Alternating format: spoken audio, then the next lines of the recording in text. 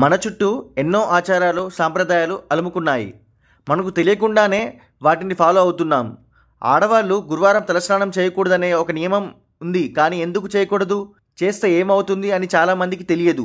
ఆ రోజున మీ జుట్టును కడగడం వలన డబ్బులు నష్టపోతారు అని మాట. ముఖ్యంగా పెళ్ళైన మహిళలకు హెయిర్ వాషింగ్ విషయంలో కొన్ని ప్రత్యేక నియమాలు రూపొందించారు. వాటిని అనుసరించడం కూడా ముఖ్యం. లెక్కనాల ప్రకారం జుట్టు కడగడానికి నియమాలు: మీరు మీ జుట్టును వారంలో కొన్ని రోజులు మాత్రమే కడగాలి, మరికొన్ని రోజుల్లో మీ జుట్టును కడగడం మానుకోవాలి అని గ్రంథాలు చెప్తున్నాయి.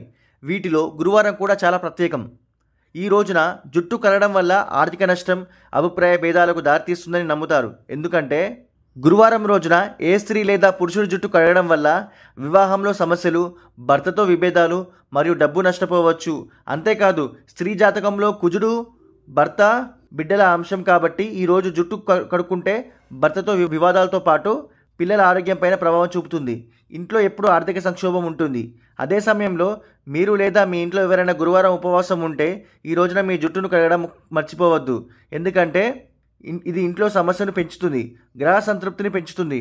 వారంలోని ప్రతిరోజు ఒక నిర్దిష్ట గ్రహంగా పరిగణించబడుతుంది. గురువారం బృహస్పతితో సంబంధం కలిగి ఉంటుంది. జ్యోతిష్య శాస్త్రం ప్రకారం మీ జుట్టుని కడగడం బృహస్పతి యొక్క అసంతృప్తిని కలిగిస్తుంది. బృహస్పతి తీసుకువచ్చే సానుకూల శక్తిని తొలగిస్తుంది. సైన్స్ ఏమి చెబుతుంది? గురువారం మీ జుట్టును కడగాలా వద్దా అనేది మీ ఎంపికపై ఆధారపడి ఉంటుంది. అది వ్యక్తిగత ఆలోచనపై ఆధారపడి ఉంటుంది. సైన్స్ ప్రకారం ఈ రోజున జుట్టు కడగడం వల్ల ఎటువంటి హాని ఉండదు మరియు దానికి బలమైన కారణం లేదు. గురువారాల్లో జుట్టు కడగని సంప్రదాయం శతాబ్దాలుగా కొనసాగుతుంది. ఆధునిక కాలంలో గురువారం మీ జుట్టును కడగడం వ్యక్తిగత ఎంపిక అయినప్పటికీ ఈ సాంప్రదాయ శతాబ్దాలుగా కొనసాగుతుంది మరియు గ్రంథాల్లో కూడా ప్రస్తావించబడింది. ఇక సైన్స్ లేదా జ్యోతిష్యాన్ని ఎంపిక చేసుకోవాలా అనేది మీ ఇష్టం.